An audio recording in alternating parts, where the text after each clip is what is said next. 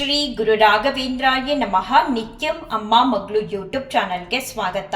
ನನ್ನ ವಿಡಿಯೋ ನೋಡ್ತಿರುವಂತಹ ಪ್ರತಿಯೊಬ್ಬರಿಗೂ ನನ್ನ ನಮಸ್ಕಾರಗಳನ್ನ ತಿಳಿಸ್ತಾ ಇವತ್ತಿನ ಈ ವಿಡಿಯೋದಲ್ಲಿ ಏಕಾದಶಿ ಬಗ್ಗೆ ತಿಳಿಸ್ಕೊಡ್ತಾ ಹಾಗೆ ರಾಯರಿಂದ ನನಗೆ ಸಿಕ್ಕಂತಹ ಆಶೀರ್ವಾದಗಳ ಕ್ಲಿಪ್ಪಿಂಗ್ಸ್ ಕೂಡ ಇಲ್ಲಿ ಅಪ್ಲೋಡ್ ಮಾಡ್ತಿದ್ದೀನಿ.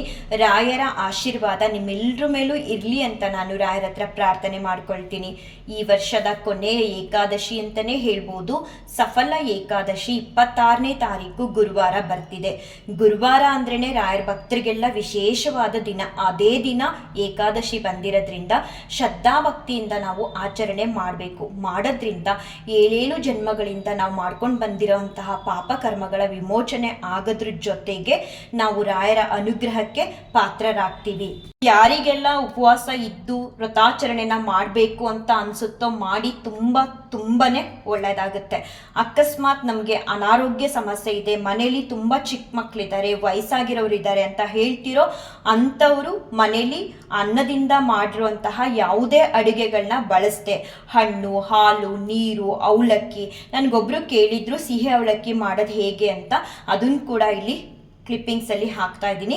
ಈ ರೀತಿ ನೀವು ಸೇವನೆ ಮಾಡಿ ಉಪವಾಸದಲ್ಲಿದ್ದು ರಾಯರ ಒಂದು ಅನುಗ್ರಹಕ್ಕೆ ಪಾತ್ರರಾಗಬಹುದು. ಈ ಸಲ ಏಕಾದಶಿ ಗುರುವಾರನೇ ಬಂದಿರೋದ್ರಿಂದ ರಾಯರಿಗೆ ಯಾವುದೇ ರೀತಿ ಹೂವಿನಿಂದ ಅಲಂಕಾರ ಮಾಡಬಾರ್ದು, ಹಾಗೆ ಯಾವುದೇ ನೈವೇದ್ಯಗಳನ್ನ ಕೂಡ ಮಾಡಬಾರ್ದು. ಸಾಮಾನ್ಯವಾಗಿ ನಾವು ಗುರುವಾರ ಅಂದರೆ ರಾಯರನ್ನ ಪೂಜಿಸ್ತೀವಲ್ವಾ, ಹಾಗೆ ಈ ಸಲ ಮಾತ್ರ ಮಾಡಬಾರ್ದು. ಬರೀ ತುಳಸಿ ಮಾತ್ರ ನಾವು ರಾಯರಿಗೆ ಮುಡಿಸ್ಬೋದು.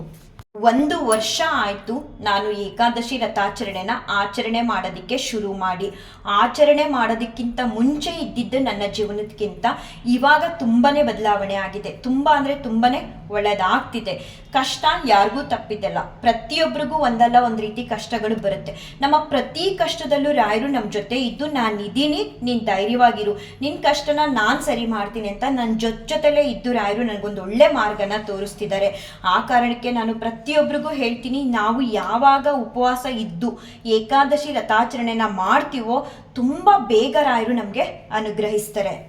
ಏಕಾದಶಿ ದಿನ ನಾವು ತುಳಸಿ ಗಿಡಕ್ಕೆ ನೀರು ಹಾಕಬಾರ್ದು, ಹಾಗೆ ರಾಯರಿಗೆ ಅಭಿಷೇಕ ಕೂಡ ಮಾಡಬಾರ್ದು.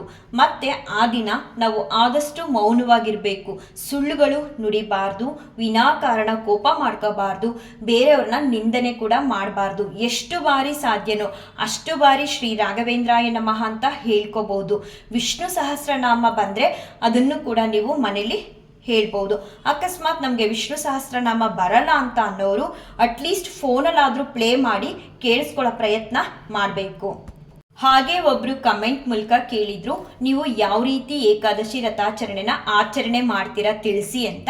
ಖಂಡಿತ ನಾಳಿನ ವಿಡಿಯೋದಲ್ಲಿ ತಿಳಿಸ್ಕೊಡ್ತೀನಿ.